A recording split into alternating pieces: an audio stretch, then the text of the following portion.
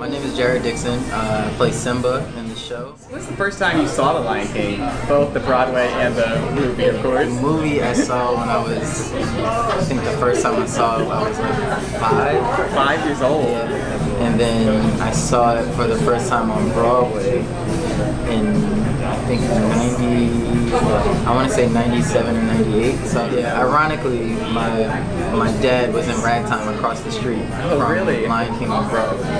I was the son of a guy who was in the show that was in direct competition with Lion King, so I was a little biased. That's a really interesting. Yeah. So you had a little bit of a little competition. Yeah, so I was a little prideful about it. Would you ever imagine that you'd be at that competing show and let alone be Simba? What's funny is when I was about 10 when I first saw the show, and I remember seeing it and wishing that I was young Simba.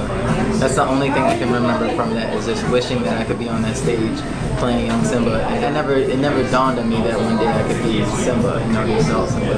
Wow. It's just kind of like a full circle story. It's really amazing.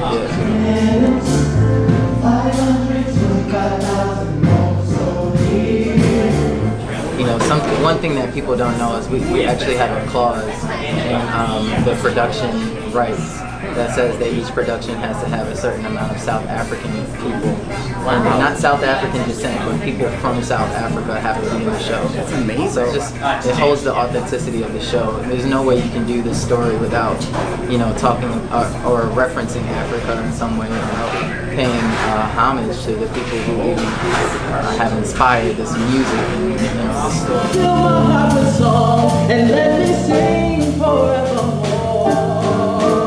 You are all I long for, all I worship and adore. And all the words please be true. In all the words I love you.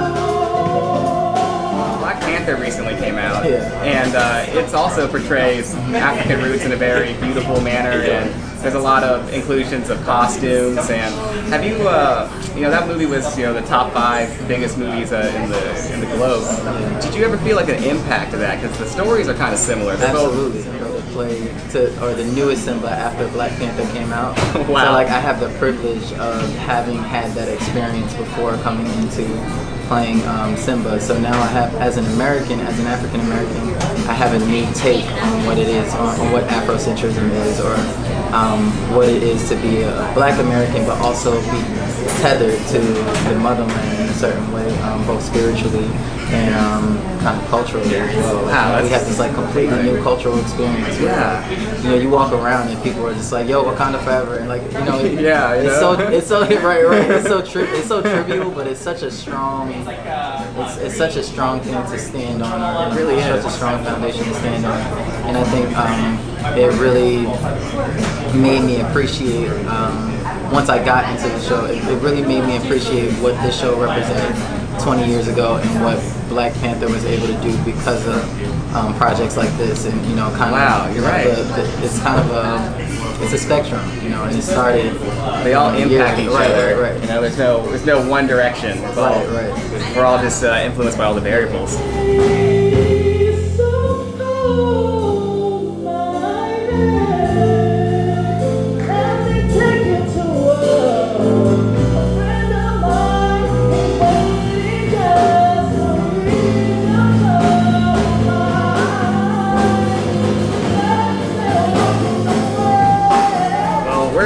Blessed to have you guys over at the Chocolate Secrets, and hopefully we can spoil you off with some chocolate, and the community really appreciates what you're doing. Thank you. We appreciate it too. Thank you so much. Thank you, sir.